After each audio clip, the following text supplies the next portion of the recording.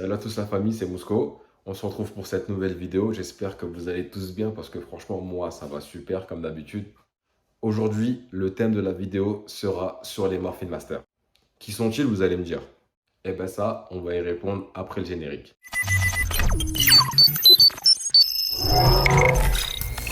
Qui sont ces fameux Morphin Masters? Ou maîtres de la transmutation, ou maîtres morphine, comme vous voulez. Les Morphin Masters sont apparus la première fois non pas dans les comics de Boom Studio, ni Power Rangers Dino Fury d'ailleurs, mais ils sont bien apparus dans Power Rangers Mighty Morphin. Bien sûr, on les a un peu plus développés dans Power Rangers Dino Fury et les comics. Ces êtres mystérieux qui sont apparus et qui ont utilisé le pouvoir du réseau de transmutation pour lier Zaito, le Ranger Dino Fury rouge et son ancienne équipe de chevaliers, franchement, ils sont fait plein de mystères. Déjà, ils vivent à l'écart de toutes les autres dimensions, plus précisément dans le réseau de transmutation. Mais en plus de ça, on sait qu'ils sont à l'origine de la création de certains artefacts d'anciennes équipes de Rangers, je vais les citer. Les Dino Cristaux de Power Rangers Dino Tonnerre, les énergèmes de Power Rangers Dino Charge et bien sûr le Prisme Nexus de Power Rangers Ninja Steel.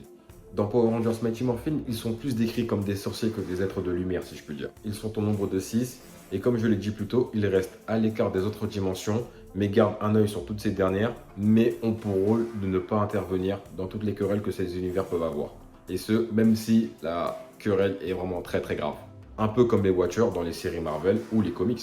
Les maîtres de la transmutation existent depuis la création de l'univers.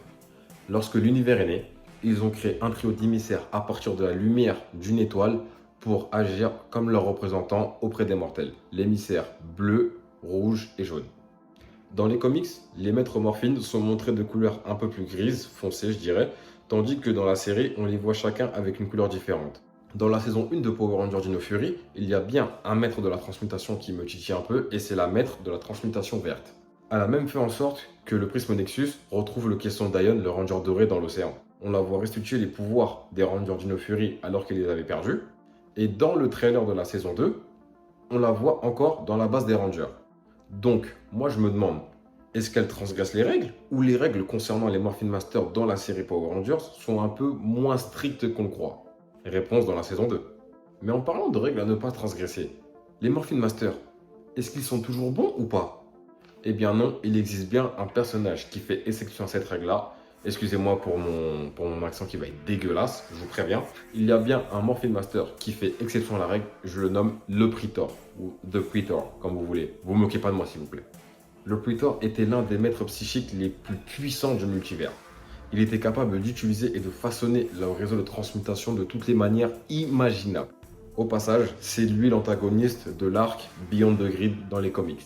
Le Praetor est un Morphin Master exilé qui dirige les Crimson Raiders, son armée. Il recherche une puissante source d'énergie qui s'appelle le Solarix pour obtenir de l'énergie Vortex si la traduction est bonne. Dès que j'aurai approfondi mes recherches sur ce personnage, si vous voulez, je ferai une vidéo spécialement sur le Praetor. Pour en revenir au Morphin Master, moi personnellement, je vais pas vous mentir, franchement je suis dans le flou total. D'après certaines rumeurs que j'ai vues sur le compte Twitter Mega Power Brazil, je vous le mettrai dans la description, vous inquiétez pas. J'ai vu des rumeurs qui disaient comme quoi que la Morphin Master verte serait la gardienne de l'univers principal. L'univers principal va de Power Rangers Mighty Morphin, bien sûr, jusqu'au Power Rangers Dino Fury. L'univers principal, on va dire, on écarte les équipes des Dino Charge et des RPM. Est-ce qu'ils vont jouer un rôle important à la fin de la saison 2 de Dino Fury? Ou est-ce qu'ils vont jouer un rôle encore plus important dans la saison 30, étant donné que les Power Rangers Dino Fury reviendront dans la saison Cosmic Fury? Est-ce que c'est eux qui les enverront dans l'espace? Franchement, ça reste à voir. Mais ça a été confirmé par les acteurs, les Power Rangers Cosmic Fury auront des costumes 100% originaux. Ça a été confirmé par Kai Moya, qui joue Oli, le Ranger Dino Fury bleu, et Jordan Fite, qui joue le Ranger Dino Fury doré. Je disais qu'ils auront des costumes originaux, ce qui veut dire que, évidemment, les Morphin Masters vont leur donner de nouveaux pouvoirs, ça c'est logique. Mais en plus de ça, le plus excitant, c'est qu'ils vont leur donner des costumes 100% originaux. Et franchement, j'ai hâte de voir ça. Voilà, en tout cas, on a terminé avec cette courte vidéo sur les origines des Morphin Masters. Ça m'a fait plaisir de la faire, j'espère que j'ai pu vous éclairer un tout petit peu parce que je vous avoue que ce petit cours d'histoire a été assez court. Et si jamais ce genre de contenu vous plaise, n'hésitez pas à le dire dans les commentaires. Voilà, moi ça me fait plaisir de le faire parce que c'est vrai que j'ai une petite connaissance sur les Morphin Masters. Évidemment, si j'ai oublié quelques détails importants sur les Morphin Masters, n'hésitez pas à me le dire dans les commentaires aussi. Franchement, comme j'ai dit, on est là pour partager. Et on n'oublie pas que la saison 2 de Power Rangers Dino Fury débute le 29 août 2022 sur Canal J. À l'heure où je vous parle, elle a sûrement... Maintenant, même, elle a déjà débuté parce que là, au moment où je tourne la vidéo, on est le 30 août. Donc, j'espère que tu n'as pas manqué le début.